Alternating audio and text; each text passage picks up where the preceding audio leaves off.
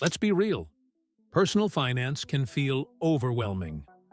1 minute, you're just trying to enjoy your morning coffee, and the next, you're spiraling down a rabbit hole of budgeting spreadsheets, investment jargon, and the sinking realization that your bank account is a crime scene. But here's the thing. Achieving financial freedom doesn't require a six-figure salary or an economics degree from Harvard. It just takes a plan. A clear, month-by-month strategy that actually works. Welcome to Money Mastery, where we cut through the noise and tell you what's really happening in the world of finance. In the next few minutes, I'll show you how to transform your financial life in just 6 months. Whether you're drowning in debt, struggling to save, or just want to build real wealth, this plan will get you there. No fluff, no gimmicks, just real, actionable steps that can change your future. Ready? Let's do this. Month 1. Face the numbers. No more financial ostriching. All right, let's talk about the ostrich effect. That sneaky little psychological trick where you pretend your money problems don't exist by simply not looking at them. Sound familiar? Ever avoided checking your bank account after a weekend of treating yourself? Or let a credit card statement collect dust because, well, ignorance is bliss? Yeah, we've all been there. But here's the cold, hard truth. Avoiding your finances doesn't make the problems go away. It just makes them worse. Bills pile up, debt snowballs, and before you know it, you're stressed scrolling through TikTok at 2 a.m. wondering why your bank account is allergic to staying positive. So, month 1 is all about ripping off the Band-Aid and getting real with your numbers. No more guessing, no more hoping things magically work out. It's time to calculate what I like to call your core 4. The only 4 numbers that truly matter when you're getting your financial life together. First, your net income. That's the money actually hitting your bank account after Uncle Sam takes his cut. Second, your fundamental expenses. Rent, utilities, food, transportation, the things keeping you alive and functioning. Third, your future you contributions. Any money you're already putting towards savings or investments. If you're saving nothing, well, we're about to change that. And lastly, your fun spending. The money you use for coffee runs, takeout, subscriptions, and that Amazon addiction you keep promising to curb. This process can feel a little like stepping on a scale after the holidays. You think you know the damage, but seeing the actual number hits different. Maybe you'll realize that your food delivery spending is practically a second rent payment, or that those free trials have been silently draining your account for months. It might sting, but knowledge is power, and this step is foundational. You can't fix what you don't measure. To make things easier, don't overcomplicate this with a fancy budgeting app you'll never use. Find a simple tool, a spreadsheet, a basic tracker, whatever makes this process as painless as possible. The goal here is to remove friction, so you actually do it. And if you need a shortcut, grab a pre-made tracker. The one in the video description is probably decent. Bottom line, month 1 is about pulling your head out of the financial sand and seeing the full picture. It's not fun, but it's the first real step toward taking control. The moment you stop wondering where your money goes and start knowing, you shift from financial victim to financial strategist. And trust me, that's where the real magic happens. Month 2. Saving money isn't a punishment, it's buying freedom. All right, so you made it through month 1, faced your finances like a champ, and now you know exactly where your money is going. Congratulations! Now comes the part where you actually start taking control, by saving 1 month's worth of your fundamental expenses. And let me tell you, this is the point where a lot of people either make it or break it. See, saving money has a terrible reputation. people think of it as losing something, like you're depriving yourself of fun. But that's completely backward. You're not giving up happiness, you're buying freedom. Every dollar you save is a dollar that gives you breathing room, a dollar that makes sure you're not living on the edge of financial disaster, a dollar that keeps you from having a full-blown meltdown when your car suddenly decides to stop working on a Monday morning. Now, if you did your Core 4 calculations last month, you already know how much you need to survive each month. That's your savings target. If your fundamental expenses are $2,500, then boom! Your mission is to put away $2,500 as fast as possible. I know. That sounds like a lot. But trust me, it's not as impossible as it seems. Here's where things get real. Your brain will fight you on this.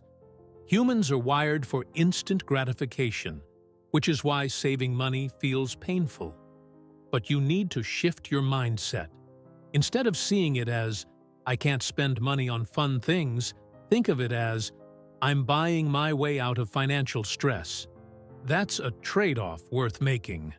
So how do you actually make this happen? First, take a sledgehammer to unnecessary expenses. Cancel subscriptions you don't use. Yes, even that one you might watch someday. Stop ordering food delivery like your royalty.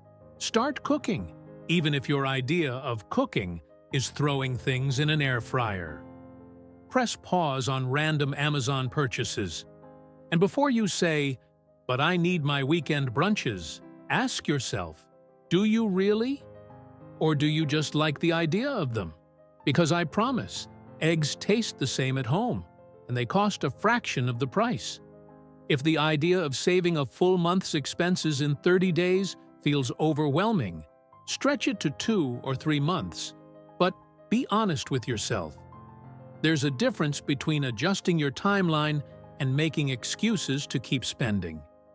The faster you do this, the sooner you stop living paycheck to paycheck. And let me tell you, once that money is sitting in your account, something shifts. Suddenly, you're not just surviving, you're in control. You're making money moves instead of letting money move you. And that, my friend, is where financial freedom really begins. Month 3. Kill your bad debt before it kills your future. All right, month 3 is here, and it's time to tackle the financial monster that's been quietly eating away at your wealth. Bad debt. You know, the kind that charges you interest rates so high, it feels like legal robbery. If you've ever looked at your credit card statement and thought, wait, how is my balance higher even after I made a payment? Then congratulations, you've met the financial black hole known as compound interest. But working against you. Here's the hard truth. If you're carrying high-interest debt, anything above 8%, it's not just slowing you down, it's actively sabotaging your future. You could be making all the right moves, budgeting like a pro, even saving money.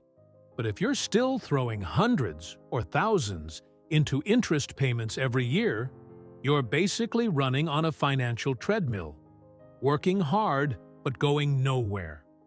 And let's be real, do you really want to keep paying extra just for the privilege of owing money? So, here's the game plan. First, list out all your debts, ranked by interest rate from highest to lowest. Credit cards? Those are usually the worst offenders, often charging 20% or more. Personal loans? They're right behind. Student loans and mortgages? They're lower priority since they usually have much lower interest rates. Your job is simple. Attack the high-interest debt first. Throw every extra dollar you can at it while making minimum payments on the rest. This is called the avalanche method, and it's the fastest way to break free. Now, I already hear some of you saying, but shouldn't I also save money while paying off debt? Great question. Here's the thing. If you don't have an emergency fund yet, you do need a small buffer, 1 month's expenses, to keep life's surprises from throwing you back into more debt. But beyond that, every extra cent should go toward wiping out those high-interest balances. Because let's do some quick math. If you're paying 20% interest on a credit card, but your savings account is earning, what, 1%? You're losing money every single day that debt exists. The moment you pay off that high-interest debt, something incredible happens. You own your money again. You stop working for your credit card company and start working for yourself. Once that's done, shift your focus to building your emergency fund up to 3 to 6 months of expenses. Because let's be honest, life happens. Cars break down, layoffs happen.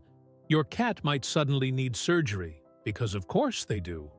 Having cash on hand keeps those emergencies from turning into financial disasters. This is the month where you take control. No more paying for past mistakes. No more interest payments draining your future. Just you, making money moves that actually move you forward. Month 4. Investing. Because your money deserves to work as hard as you do. All right, you've cleaned up your budget, built a starter emergency fund, and tackled the high-interest debt that was bleeding you dry. Now, it's time for the fun part, investing. Yes, I said fun. And before you start panicking about stock market crashes and complicated charts, let me stop you right there.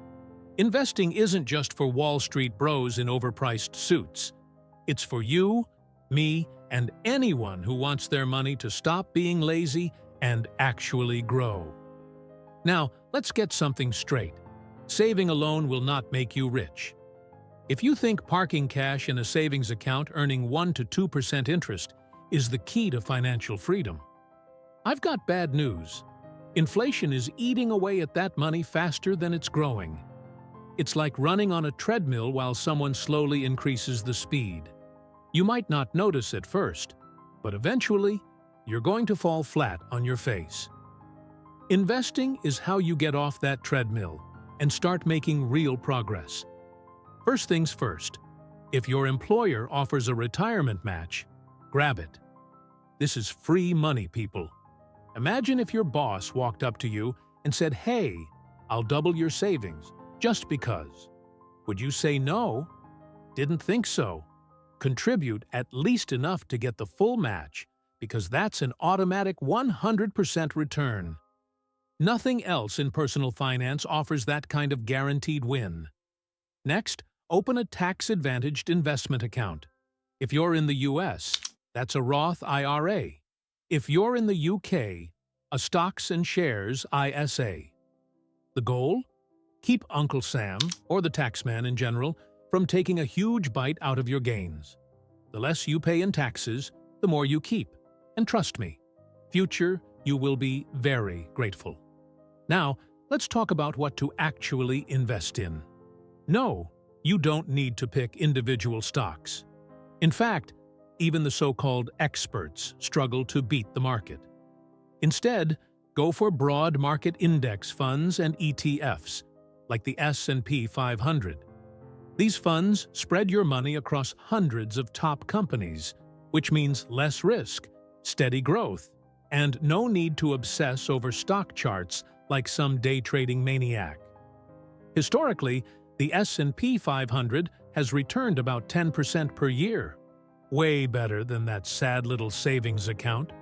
And here's the golden rule: invest consistently. Whether the market is up, down, or looking like a roller coaster, keep putting money in. This is called dollar cost averaging, and it protects you from trying and failing to time the market. Wealth isn't built overnight. It's built through steady, relentless investing over time. So this month, start investing while finishing up your emergency fund. Your future self will thank you, probably from a beach somewhere, sipping a drink that's way too expensive. But hey, you'll be able to afford it.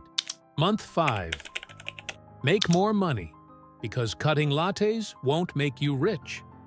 At some point, you've probably heard the classic "just stop buying coffee and avocado toast" advice as the secret to wealth. And look, while cutting back on mindless spending is important, let's be real. You're not going to budget your way to millions by skipping Starbucks. There's only so much you can trim from your expenses before you hit a wall. That's why, if you truly want to transform your financial life, you have to increase your income. Now, I get it. Making more money sounds great in theory, but in practice, it feels overwhelming. You might think, I already work 40+ hours a week. Where am I supposed to find more time? But here's the thing. Increasing your income isn't about working harder. It's about working smarter. If your current job isn't paying you what you deserve, step one is negotiating a raise. And no, this isn't about walking into your boss's office and demanding more money just because you want it. You need to make a solid case.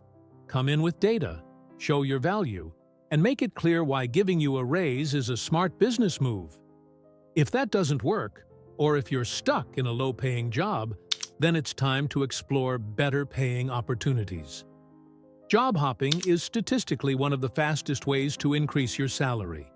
Sticking around and waiting for a promotion that may never come isn't always the best strategy. And if a 9-to-5 alone isn't cutting it, you need a side hustle. We live in the golden age of the internet, where people are making money from everything: freelancing, consulting, content creation, digital products, flipping stuff online, you name it. If you have a skill, monetize it. You don't need to build the next Amazon. Just an extra $200 to $500 a month can seriously speed up your savings and investments. That's the difference between struggling for years and hitting your financial goals in half the time. The bottom line? If your income isn't growing, your financial progress is limited. Budgeting is great, but there's only so much you can cut before there's nothing left to trim. Income, on the other hand, has unlimited potential. So this month, stop obsessing over whether you can afford that latte and start figuring out how to make more money. Because financial freedom isn't about deprivation, it's about options. Month 6. Automate or stay broke. Your choice. Let's be honest, nobody wakes up excited to manually transfer money into their savings or investment accounts. You start with good intentions, but then life happens. Bills pile up, unexpected expenses pop up, and before you know it, that money you meant to save somehow vanished into a black hole of takeout and impulse Amazon purchases. That's why the real key to financial success isn't discipline, it's automation. Because when you remove yourself from the equation, your money actually does what it's supposed to do. Think about it. The most successful people in the world don't waste mental energy on repetitive decisions. You think Mark Zuckerberg spends 20 minutes in the morning deciding what to wear? Number, he wears the same hoodie every day. That's the power of automation. It removes friction. The more decisions you have to make, the more likely you are to make bad ones. And when it comes to money, bad decisions are expensive. So here's the move. Set up automatic transfers for everything. Savings, investments, bills, debt payments, your rent or mortgage, autopay, your 401k or Roth IRA contributions, scheduled, your emergency fund, growing without you even thinking about it. The goal is to have your paycheck hit your account, and before you even get a chance to think about spending it, your money has already been allocated where it needs to go. What's left? That's what you can actually spend guilt-free. And here's the kicker. When you automate, you remove the need for willpower. You don't have to remember to save. It just happens. You don't have to decide to invest. It's already done. And since it's automatic, you're way less likely to skip a month because things are tight right now. Which, let's be real, is just code for, I want to spend this on something fun instead. Finally, once you've set everything up, review and optimize regularly. Automation doesn't mean set and forget forever. Your income will grow, your expenses will change, and your financial goals will evolve. Adjust your savings rate, reallocate investments, and make sure your system is still working for you. But the core rule stays the same. Make your money move automatically, so you're not constantly playing catch-up. Because the truth is, wealthy people don't have more willpower than you. They just have better systems. Conclusion: the hardest part is getting started. And just like that, 6 months later, you're no longer living paycheck to paycheck. You've built a financial cushion, tackled debt like a pro, started investing, and even figured out how to make more money. But here's the real secret. Financial success isn't about how much you earn. It's about how well you manage what you have. And now, you have the blueprint. The hardest part of this journey isn't understanding the steps. It's actually taking them. But trust me, once you start, momentum kicks in. You'll look back and wonder why you didn't do this sooner. So don't stop here. Keep learning, keep refining, and most importantly, keep taking action. If you found this guide helpful, hit subscribe to Money Mastery for more game-changing financial advice. Now go make your money work for you.